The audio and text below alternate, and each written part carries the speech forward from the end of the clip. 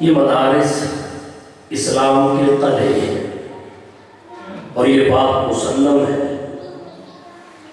جس قوم کے قلعے محفوظ ہوں اس پر دشمن کبھی بھی غالب نہیں آ سکتا۔ مدارس کا مضبوط ہونا بہت ساری وجوہ سے ضروری ہے۔ دنیا کفر اس بات پر حیران ہے کہ امت مسلمہ پر ہم نے بہت سارا سرمایہ خرچ کیا، بڑی مراعات کی، کچھ بے ضمیروں کو خرید بھی لیا، مگر اس کے باوجود امت مسلمہ ہمارے تسلط اور اقتدار کو قبول نہیں کرتی۔ ہمارا تسلط اور اقتدار ان پر قائم نہیں۔ تاریخ کا مطالعہ بتاتا ہے ایک عرصہ انگریز نے متحدہ بر صغیر یعنی پاک و ہند پر حکومت کی، بالآخر اسے وہاں سے نکلنا، چھوڑ کر جانا۔ وسط ایشیا کی 6 مسلم ریاستوں میں ایک عرصہ تک روس کا جبر برداشت کیا، بالآخر آزادی کا نعرہ لگا دیا اور غلامی کی زنجیر توڑ دی۔ امریکہ کی کئی ریاستوں میں آزادی کے نعرے لگ چکے۔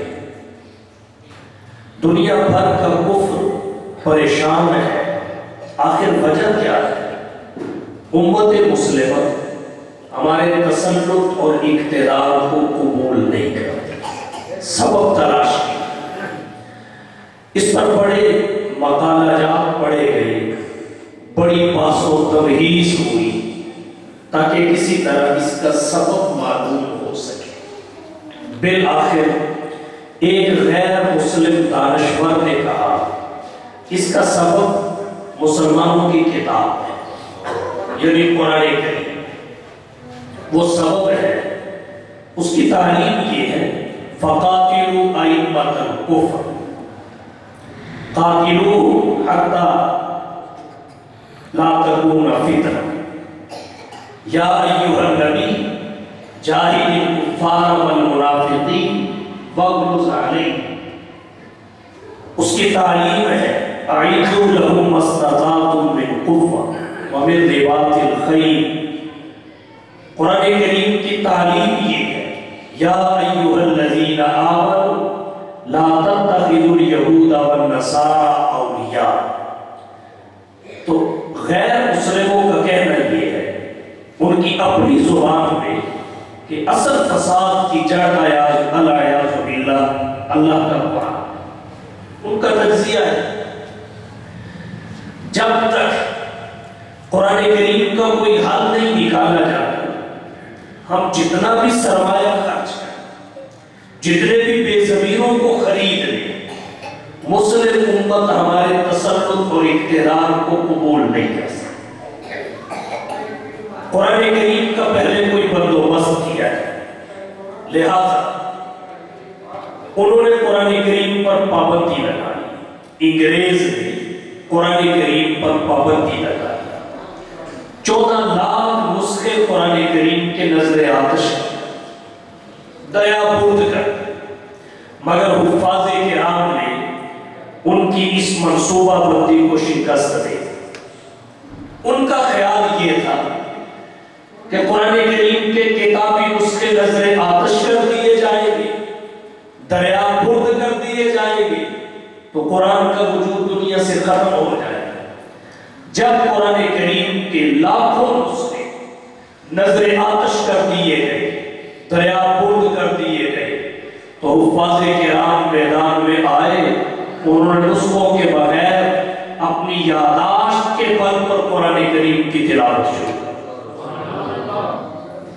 دنیا کفر کو ناکامی کا سامنا کرنا، وہ سمجھتے تھے قرآن کا حال بھی شاید پہلی کتابوں کا سا، جبکہ یہ قرآن بل ہوا آیات بَيِّنَاتٍ فِي صُدُورِ الَّذِينَ أُوتُوا الْعِلْمَ، اس کا اصل مقام اہل علم کے سینے. یہ کتابی شکل میں صحیفہ واحدہ میں امت کی سہولت کے لیے آیا. اصل اس کی جگہ بل هو آیات بینات فی صدور الذین اوتوا العلم، یہ سینے سے سینے میں منتقل. حضور صلی اللہ علیہ وسلم کے پاس جب پہلی وحی آئی، بخاری شریف میں روایت ہے، جبرائیل نے آپ کے سینے سے سینہ لگایا اور آپ کو بھینچا. حضور فرماتے ہیں فغطنی ثلاثا، 3 مرتبہ بھینچا. خشیت علی نفسی، مجھے اپنی جان کا ڈر محسوس ہونے لگا. سینے سے سینے میں منتقل ہوا. جبریل کے سینہ سے حضور کے سینہ، حضور کے سینے سے صحابہ کے سینہ. بل هو آیات بینات فی صدور الذین اوتوا العلم. تو دنیا کفر سر پکڑ کے بیٹھ گئی کہ لاکھوں نسخے نظر آتش کر دیے گئے، دریا بند کر دیے گئے. قرآن کی تلاوت کی آواز اسی طرح گونج رہی ہے، اس میں کوئی کمی نہیں آئی. اب کیا کیا ہے؟ اگلی منصوبہ بندی انہوں نے یہ کی، پھر ایسے کرو قرآن کو ختم تو نہیں کیا جا سکتا، تبدیل ہی کر کے دیکھو، اسے تبدیل کر دیں. اب تبدیل کیسے کیا جائے؟ کہا الفاظ بدل. جب الفاظ بدلنے کی جانب رغبت ہوئی تو کسی نے کہا یہ ترتیب بھی کامیاب نہیں ہو سکے گی، یہ تجربہ مشرکین مکہ نے کر دیکھا. ایتی بقرآن غیر ھذا او بدل، الفاظ بدلنے میں کامیاب نہیں ہو سکتے، ایسے کرو تحریف مانوی کرو، مانوی تحریف کرو، معنی تبدیل کرو. جب معنی تبدیل کرنے کی جانب آئے، جاہل تھے، انہیں علم نہیں تھا، وہ سمجھتے تھے قرآن فقط الفاظ کا. معنی تبدیل کریں گے تو شاید مسلمانوں اور قرآن میں دوری پیدا ہو جائے گی، جبکہ قرآن جیسے الفاظ کا نام ہے ویسے ہی معنی کا نام بھی ہے. ہوا اسم للنظم والمعنی جميعا، قرآن الفاظ اور معانی کے مجموعہ کا نام ہے. الفاظ بھی اللہ کی طرف سے اترے ہیں، الفاظ کے ذمن میں معانی بھی اللہ کی طرف سے اترے ہیں. الفاظ کی حفاظت کا ذمہ بھی اللہ نے لیا ہے، الفاظ کے ساتھ معانی کی حفاظت کا ذمہ بھی اللہ نے لیا. تو جب معنی کی تبدیلی کی طرف ان کی رغبت بڑھی اور اس پر انہوں نے ورک شروع کیا تو علماء اور مدارس آڑے آئے. علماء اور مدارس آڑے آئے تب انہیں سمجھ میں آئی کہ جب تک علماء اور مدارس دنیا میں موجود ہیں تو قرآن کا معنی بھی تبدیل نہیں کر سکتے، تحریف معنوی بھی نہیں کر سکتے. لیکن ان کے لیے اس کے علاوہ راستہ بھی کوئی نہیں تھا، اس کے علاوہ اور دوسرا طرز بھی کوئی نہیں تھا. چنانچہ انہوں نے جب دیکھا کہ تحریف معنوی کی راہ میں علماء اور مدارس رکاوٹ ہے تو پھر ان کی توجہ علماء اور مدارس کی طرف ہوئی. پھر اہل کفر نے معاشرہ میں علماء اور مدارس کی کردار کشی شروع کی، ان کے کردار کو مشکوک بنانا شروع کیا، ان پر الزامات لگانے شروع کیے، اعتراضات کی بوچھار کر تاکہ علماء اور مدارس مجروح ہو جائے اور پھر ہم قرآن کریم کا منچاہا معنی کریں، معنوی تحریف کریں اور اپنے مقاصد کو حاصل کرنے میں کامیاب ہو. اور یہ سلسلہ آج بھی چل رہا ہے. اہل کفر نے اپنا سرمایہ خرچ کر، اپنے پیسے خرچ کر کے ایسے افراد تیار کیے، ایسے اشخاص پیدا کیے جو نام مسلمانوں کا لیتے ہیں، کام کفار کا، نام مسلمانوں کا لیتے ہیں اور مقاصد ان کے پورے کرنے نکلے.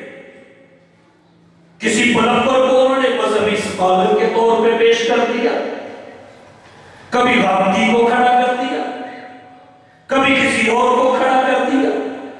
انہوں نے قرآن کریم میں ایسی معنوی تعریف کی کہ الامان والحفیظ، لیکن یہ معنوی تعریف بھی ان کی کامیاب نہ ہو سکی، اس لیے کہ علماء موجود تھے، مدارس موجود تھے، چنانچہ پھر ان کی کردار کشی پر آج کمر باندھی ہوئی ہے۔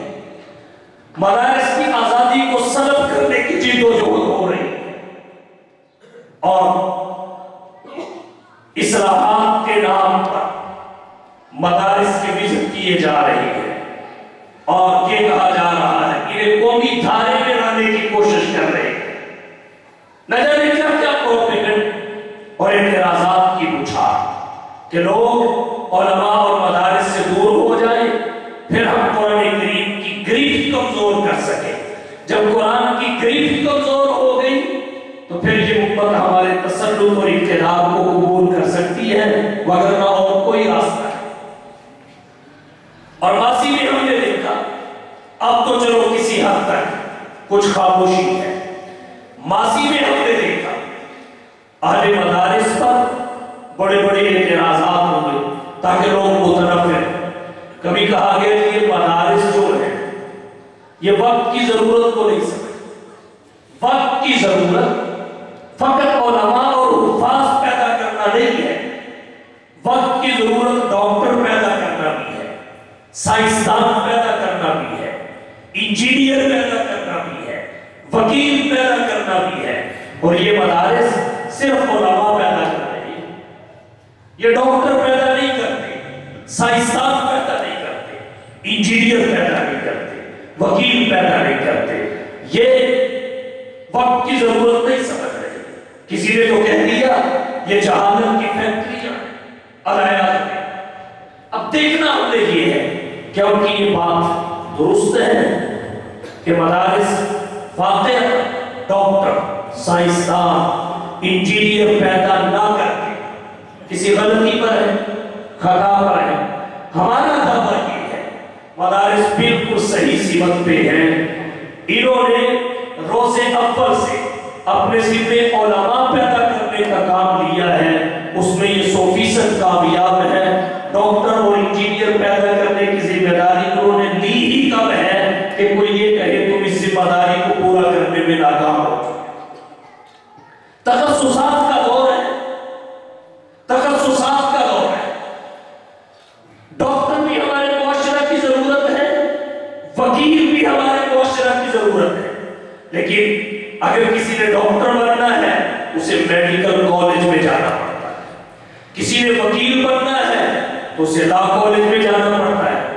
ایک وکیل بننے کے لیے لا کالج میں چلا گیا، اب کوئی کہے یہ لا کالج کیا کر رہے ہیں، یہ صرف وکیل پیدا کر رہے ہیں، معاشرے کو تو ڈاکٹر کی بھی ضرورت ہے، معاشرے کو تو انجینئر کی بھی ضرورت ہے۔ تو جب وہاں کوئی اس قسم کا سوال اٹھاتا ہے تو اسے کہا جائے گا بھئی تخصصات کا دور ہے، یہ ادارہ ایک شعبے میں ماہر پیدا کر رہا ہے، ایک فن کا ماہر پیدا کر رہا ہے۔ اگر آپ کو دوسرے فن کی مہارت چاہیے تو دوسرے میں چلے جاؤ، دونوں کی چاہیے تو پہلے ایک میں چلے جاؤ پھر دوسرے میں چلے جاؤ۔ کہتے ہیں مولوی کا کام کیا ہے؟ گھر سے مسجد، مسجد سے گھر، گھر سے مدرسہ، مدرسہ سے گھر۔ تو کیا کوئی مولوی یہ کہنے کا حق رکھتا ہے ڈاکٹر کا کام کیا ہے؟ گھر سے کلینک، کلینک سے گھر۔ وکیل کا کام کیا ہے؟ گھر سے کچہری، کچہری سے گھر، گھر سے عدالت، عدالت سے گھر۔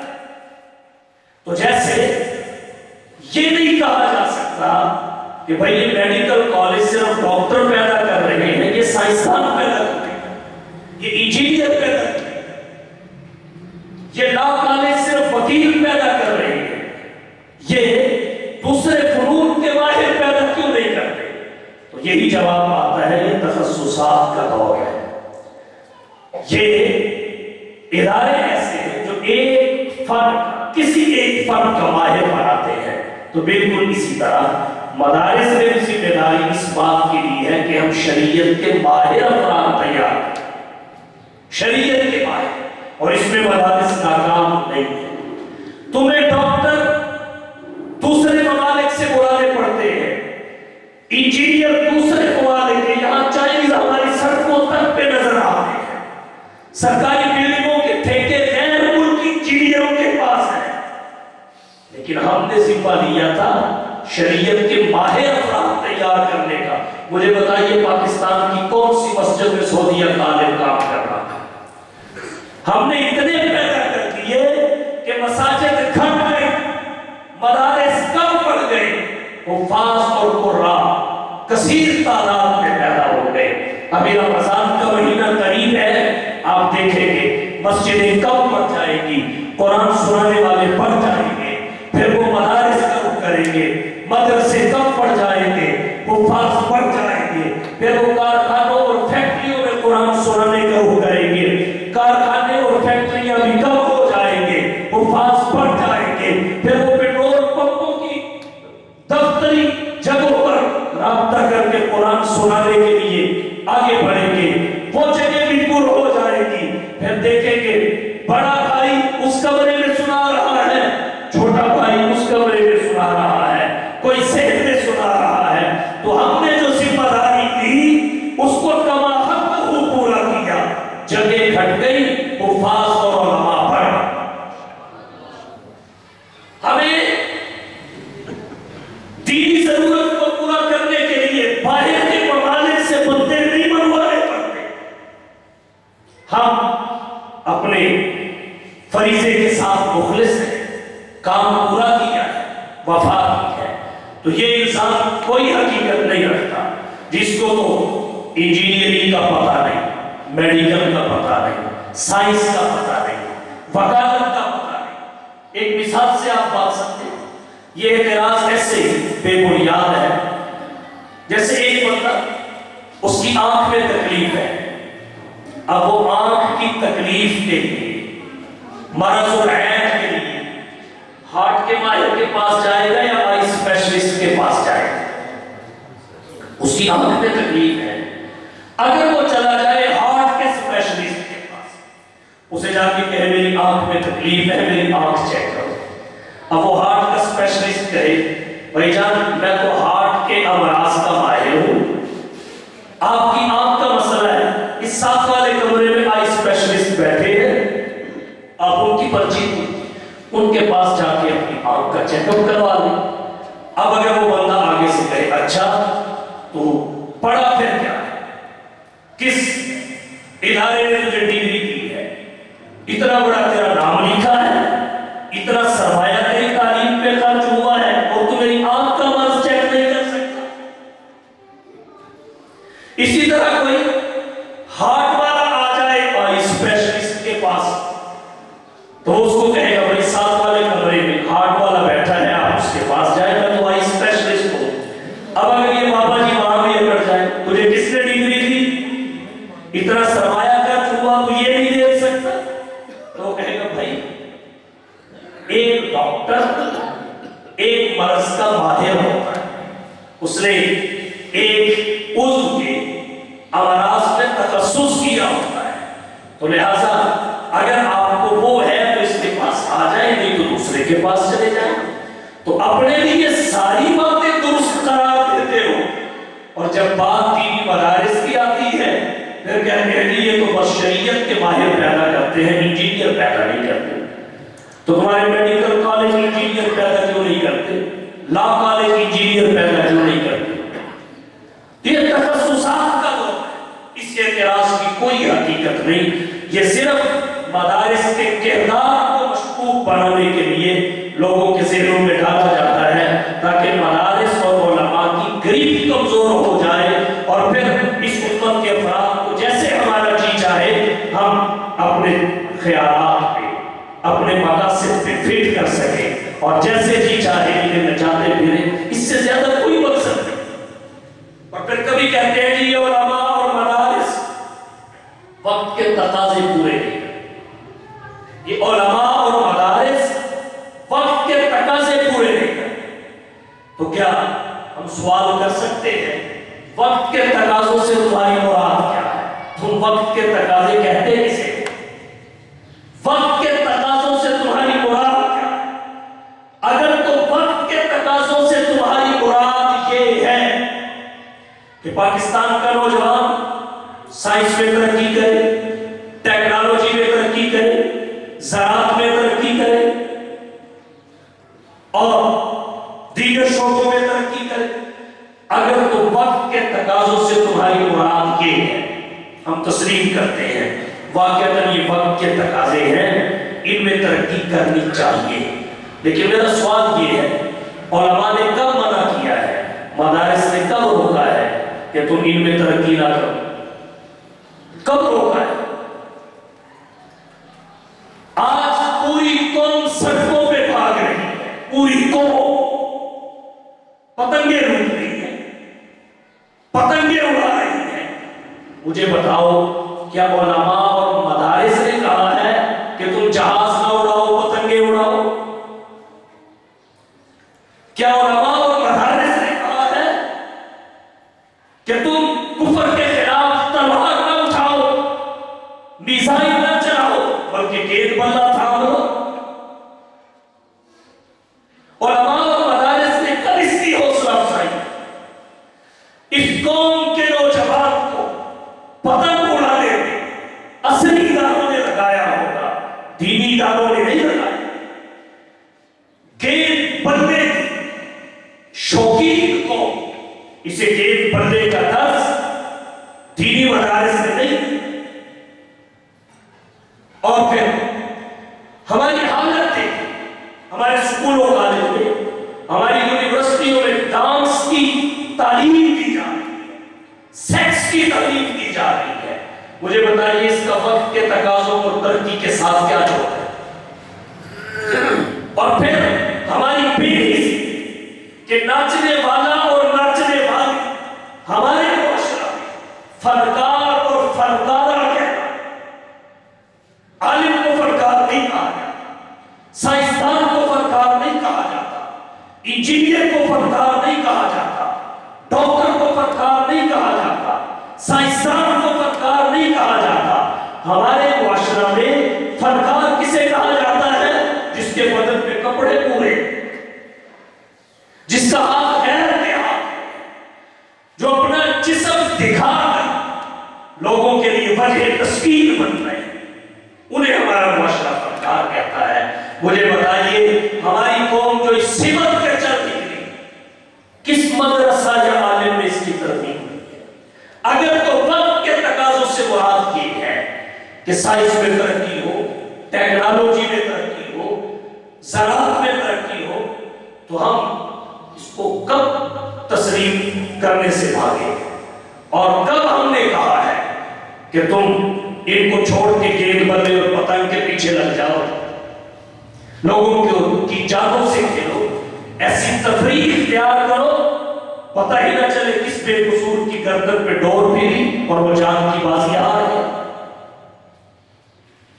اور اگر تمہاری مراد وقت کے تقاضوں سے یہ ہے کہ مرد و عورت کا اختلاط ہو، میراتھن ریس ہو، اگر وقت کے تقاضوں سے مراد یہ ہے کہ عورت مارچ ہو، اگر وقت کے تقاضوں سے مراد یہ ہے کہ فحاشی اور کوریاگی ہو، تو نہ یہ وقت کے تقاضے ہیں، نہ علماء اور مدارس یہ وقت کے تقاضے تسلیم کرتے ہیں، اور نہ ہی ان کے لیے کسی قسم کا ساتھ دینے کے لیے تیار ہے۔ یہ تقاضے نہیں ہیں، یہ تو بے حیائی ہے۔ تو وقت کے تقاضے جو ہیں وہ ہیں، انہیں ہم سمجھتے ہیں۔ اور کبھی کہا جاتا ہے مدارس کے پڑھے ہوئے اخلاق یافتہ نہیں ہوتے، مدارس کے پڑھے ہوئے اخلاق باختہ ہوتے، اخلاق یافتہ نہیں ہوتے، اخلاق باختہ ہوتے۔ مجھے بتائیے کبھی کسی مدرسہ کے طالب علم کو آپ نے کھڑے ہو کے پیشاب کرتے دیکھا ہے؟ چھوٹا سا بچہ ہوتا ہے لیکن آپ اسے کھڑے ہو کے پیشاب کرتا نہیں دیکھے۔ اور میں سکول و کالج اور یونیورسٹی کے کردار کی نفی نہیں کر رہا، یہ ہماری معاشرت کی ضرورت ہے، ہم ان کی ضرورت کو تسلیم کرتے ہیں، ہم صرف ترجیح پہ آ کے اختلاف کرتے ہیں. ہم کہتے ہیں ترجیح دینی تعلیم کو ہونی چاہیے، ترجیح دینی تعلیم کو. باقی ہمارے مدرسہ میں دارالعلوم فاروقیہ میں باضابطہ بیٹھک کروائی جاتی ہے، کمپیوٹر کلاسیں ہوتی ہیں، انگلش بول چال سکھائی اور پڑھائی جاتی ہے، انگریزی اور میتھ کے اسباق ہوتے ہیں، خوش خطی کے ٹیچر اور اساتذہ الگ ہیں. تسلیم ہے ضرورت. ہمارا اختلاف ترجیح میں ہے، فقط ترجیح میں. ہم کہتے ہیں ترجیح دینی تعلیم کو ہونی چاہیے. جتنا اس دنیا میں رہنا ہے اتنا اس دنیا والا پڑھ لو، اور جتنا وہاں رہنا ہے اتنا وہاں والا پڑھ لو. بس اتنی سی بات ہے. تو کہتے ہیں مدارس کے پڑھے ہوئے اخلاق یافتہ نہیں ہوتے، اخلاق یافتہ ہوتے ہیں. میں آپ سے پوچھتا ہوں، کبھی کسی مدرسہ کے چھوٹے اسٹوڈنٹ کو بھی آپ نے کھڑے ہو کے پیشاب کرتے دیکھا ہے؟ اور عصری اداروں کے نہ صرف بڑے بڑے اسٹوڈنٹس بلکہ ٹیچرز کو بھی آپ دیکھ سکتے ہیں، کوئی استنجے کا اہتمام نہیں، کوئی چھینٹوں سے بچنے کا اہتمام نہیں. اور کہتا ہوں توجہ، مدرسہ کا طالب علم اس کی جیب میں مدرسہ کا شناختی کارڈ بھی ہو، جس کی وجہ سے کرایہ میں کبھی رعایت ملتی تھی، اب کا تو مجھے علم نہیں ملتی ہے یا نہیں ملتی. اس کی جیب میں کارڈ بھی ہوتا ہے. اس نے بیچارے بھی مدرسہ سے گھر جاتے ہوئے یا گھر سے مدرسہ آتے ہوئے کنڈکٹر کو وہ کارڈ دکھایا، اس نے مان لیا تو اس کی مہربانی، نہیں مانا اتار دیا تو طالب علم اتر گیا، کوئی روڑ اٹھا کے شیشے کو نہیں مارا. آج تک کسی مدرسہ کی اس قسم کی شکایت ہے تو پورے ملک سے ایک مثال پیش کیجیے. ہم بھی سکولوں میں پڑھے ہیں، کالجوں میں گئے ہیں، ہم نے دیکھا ہے سکولوں، کالج اور یونیورسٹیوں میں بسوں والوں کے ساتھ کیا سلوک ہوتا ہے. اب تک تو مجھے نیا تجربہ نہیں. جب ہم پڑھتے تھے 10 اسٹوڈنٹ اکٹھے ہوتے، گاڑی کو ہائی چیک کر لیتے، پہلے ہمیں پرانے کالج چھوڑو گے پھر آگے. جس نے کچہری پہنچنا ہے، لیٹ ہو رہا ہے، وہ بھی پیٹتا رہتا، روتا رہتا. ہسپتالوں میں تیمارداروں میں جانا ہوتا، وہ بھی روتے پیٹتے رہتے. مزدور فیکٹریوں سے لیٹ ہو جاتے، کسی کی نہ سنی جاتی. اور اگر کوئی ڈرائیور بات نہ مانتا، پھر آ کے آپ دیکھ تیری گڈی کو آگ لگ دی کہ نہیں لگتی، تیری گڈی دے ٹائر پاٹ دینے کے نہیں پاٹ. تشدد کیا جاتا. مجھے بتاؤ کسی مدرسہ کے طالب علم، مدارس میں طلباء کی ایسی یونین اور فیڈریشن ہے ہی نہیں. اساتذہ کو پیٹ دیتے تھے، لیکن مدرسہ کا ماحول آپ کبھی چیک کریں. اگر استاد کو آتے ہوئے طلباء کی نظر دیکھ لے تو دیوار کے ساتھ نظریں نیچی کر کے کھڑے ہو جاتے ہیں، استاد کے لیے راستہ چھوڑ دیں. استاد کا جوتا اتارنے سے پہلے جوتا اٹھانے کے لیے کئی ہاتھ جوتے کی طرف لپکتے. یہ ہے مدارس کے اخلاق اور تربیت. اور پھر بڑھاپے میں اکثر لوگوں کو پتہ چل جاتا ہے کہ جو بیٹا ڈاکٹر صاحب ہے وہ میری کتنی خدمت کر رہا ہے، اور جو میرا بیٹا مولوی صاحب ہے وہ میری کتنی خدمت کر رہا ہے. اور مرنے کے بعد تو پتہ چل ہی جائے گا کہ ڈاکٹر کو جو زمینیں بیچ کے ڈگری دلائی ہے اس کا فائدہ مجھے قبر میں کیا پہنچا ہے، اور حافظ صاحب نے جو صدقے زکات کی رقم کھا کے اللہ کا قرآن یوز کیا ہے اس کا فائدہ مجھے کتنا پہنچا. سوچیے. تو یہ ایسے اعتراضات ہیں جن کا مقصد اس سے زیادہ کچھ نہیں کہ علماء اور مدارس کی گریف کمزور ہو تاکہ ہم اس عوام کو جیسے چاہے استعمال کر سکیں، ان کے جذبات سے کھیل سکیں. یہ ہمارے تسلط و اقتدار کو قبول کر لے. مدرسہ ہماری ضرورت ہے، معاشرتی ضرورت بھی ہے، ہماری دینی ضرورت بھی ہے. ہمارے پاس ذہانت کی کمی نہیں ہے. اگر ہم یہ راستہ اپناتے تو ہم سائنسدان بن سکتے تھے، ہم انجینئر بن سکتے تھے، ہم ڈاکٹر بن سکتے تھے، ہم پروفیسر بن سکتے تھے. لیکن ہم نے یہ تمام راستے چھوڑ کر مدرسہ کا راستہ کیوں اپنایا؟ اس لیے کہ ہمیں وہ ساری فضیلتیں حاصل ہو جائیں جو قرآن و سنت کا علم پڑھنے پڑھانے پر اللہ اس کے رسول نے ذکر فرمایا،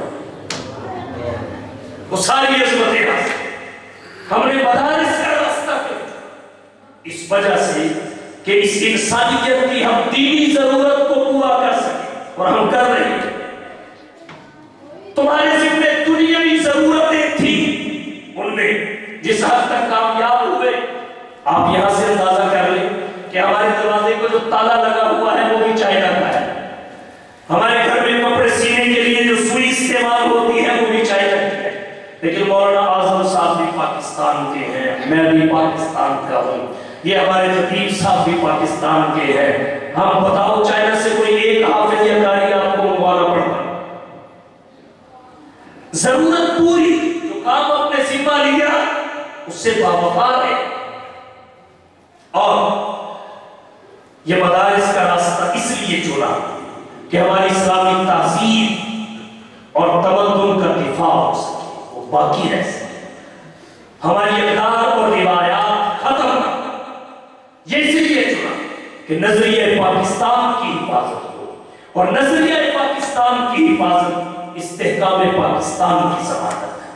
اس لیے مدارس کو معمولی نہ سمجھے، ان کی خدمات کا اعتراف کرنا ضروری ہے۔ اور بات ختم کرنے لگا ہوں، مدارس کی خدمات دو قسم کی ہیں۔ کچھ خدمات مدارس کی وہ ہیں جن کو صرف ہم نے تسلیم کی، کچھ مدارس کی خدمات وہ ہیں جن کو فقط ہم نے تسلیم کیا، مثلا دین کی حفاظت، دین کی اشاعت، اسلامی تہذیب و تمدن، کلچر، ثقافت اور روایات کی حفاظت، یہ مدارس کی وہ خدمات ہیں جن کو ہم تسلیم کرتے ہیں۔ اور دوسری قسم کی خدمات وہ ہیں جس کو ہم ہی نہیں، غیر مسلم منصف مزاج شخصیات نے بھی تسلیم کیا ہے۔ مدارس کے اس کردار کو، اس خدمت اور کارکردگی کو، وہ کیا ہے؟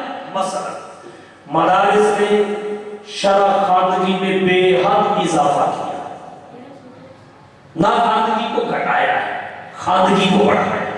یہ گجرانوالہ تو امیروں کا شہر ہے، سیالکوٹ، گجرات، فیصل آباد، اسلام آباد امیروں کا شہر ہے۔ چلے جائیے جنوبی پنجاب میں، وہاں آج تک الائٹ اسکول کی برانچز نہیں پہنچی، اصلی ادارے نہیں پہنچے۔ ایک قاری صاحب ہے، ٹوٹی چٹائی پہ نورانی قاعدہ آگے رکھ کے ایک چھوٹے بچے کو جس کا نام لے رہا ہے، اس کا منہ کھلا ہوا نہیں ہے، اللہ کا قرآن پڑھا رہے ہیں۔ جہاں ہمارے اصلی اداروں کی برانچیں نہیں پہنچی، وہاں حفاظ قرآن نورانی قاعدہ آگے رکھ کے اللہ کا قرآن، مذہب کی تعلیم، شریعت کی تعلیم یہ دے رہے ہیں، اور اس طرح انہوں نے مقدار خواندگی میں اضافہ کیا۔ دوسری خدمت یہ ہے، طبقاتی نظام تعلیم کا خاتمہ کیا ہے دینی مدارس نے۔ طبقاتی نظام تعلیم کا خاتمہ کیا ہے۔ چلے جائیے پرائیویٹ سکولوں میں، ہر ایک کا نصاب اپنا ہے، ہر ایک کا نصاب اپنا ہے، اور پھر زیادہ فیس والے کے لیے اور سہولتیں، کم فیس والے کے لیے اور سہولتیں۔ لیکن مدارس شاعر اسلام حضرت سید سلمان صاحب گیلانی دامت برکاتہم العالیہ، ہمارے بزرگوں، اکابر اور اسلاف کی نشانی اور معتمد تشریف لا چکے ہیں۔ میں بات کو سمیٹتا ہوں، توجہ کی۔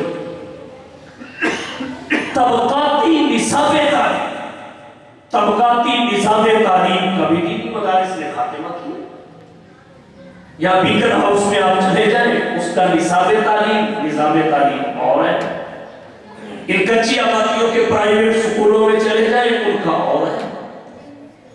امیر کے بچے کے پڑھنے کی جگہ اور، غریب کے بچے کے پڑھنے کی جگہ اور، اس کی سہولیات اور، اس کی سہولیات اور۔ اب آپ دینی مدارس میں آ جائیں، نصاب تعلیم بھی ایک، کریمہ نام حق سے لے کر بخاری شریف، نصاب تعلیم بھی ایک، نظام تعلیم بھی ایک ہی نظام کے تحت سبق ہوں گے، ایک ہی نظام کے تحت امتحان ہوگا، سب کا نصاب بھی، نظام امتحان بھی ہے۔ اوقات امتحان بھی ہے، جہاں امیر کا بچہ پڑھے گا وہی غریب کا پڑھے گا، جس استاد کے پاس امیر کا بچہ پڑھے گا اسی کے پاس غریب کا بچہ پڑھے گا، جو سبق امیر کا بچہ پڑھے گا وہی غریب کا بچہ پڑھے گا، ہر طرح کا۔ اور پھر تعلیمی رجحان میں اضافہ، غربا کی کفالت کی ہے، غربا کی کفالت۔ سابق صدر پاکستان جنرل پرویز مشرف نے کہا تھا سب سے بڑی این جی اوز دینی مدارس، سب سے بڑی این جی اوز دینی مدارس ہیں جنہوں نے غربا کی اتنی مقدار میں کفالت کی ہے کہ ساری این جی اوز مل کے بھی نہیں کر سکی۔ تو اس لیے مدارس کی خدمات کا اعتراف کریں، ان کے دست و بازو کریں، علماء کے ساتھ مل کر چلیں اور اپنے مسائل سے پوچھیں۔ یہ جو آپ کو ٹی وی پہ کبھی مسئلے بتایا کرتے تھے نا، جن کو کبھی مذہبی اسکالر بھی لکھتے تھے، ڈاکٹر بھی لکھتے تھے اور ان کے خطابات بھی ہوتے تھے، آج اس عامر لیاقت کا حال سمجھ لیں، دیکھ لیں، آپ کے سامنے ہے، یہ تیار کیے گئے لوگ تھے۔ جب مقصد پورا نہیں ہو سکا تو پھر یہ اصل کی طرف لوٹ آئے۔ یہی حال ایک وقت آپ اس جیلوں کے پلمبر کا دیکھیں۔ علماء ان کا علم سینہ بسینہ منتقل ہوا ہے، ان کی استاد فیس بک نہیں ہے، سوشل میڈیا نہیں ہے، نور نبوت جو نبی کے سینے سے نکلا سینہ بسینہ منتقل ہوتے ہوئے ان تک پہنچا۔ یہاں الفاظ اور حروف ہی نہیں ہے، ان کے نیچے نور اور شعاعیں ہیں، اصل کی طرف آئے۔ علماء کے دست و بازو بنیے، دینی مدارس کے ساتھ، مساجد کے ساتھ محبت کیجئے، تعاون کیجئے، ان کی ضروریات کو پورا کرنے کے لیے جو آپ کر سکتے ہیں کریے۔ اور ایک بات اور عرض کرتا ہوں، تعاون کرنے کے بعد ان علماء اور مدارس پہ احسان بھی نہ جتائیں۔ اگر قبول کروانا چاہتے ہیں، لا تبطلوا صدقاتکم بالمن والعذا، کی ہوئی نیکی کو باطل نہ کیجیے، چودراہٹ نہ کیجیے، گھوریے مت۔ اللہ کی رضا کے لیے آپ نے کیا، صلہ اللہ سے لے گا، کر کے بھول جائیں، ہماری ذمہ داری ہے۔ اللہ تعالی ہم سب کو دین کی خدمت کے لیے، قرآن و سنت کی اشاعت کے لیے قبول فرمائے۔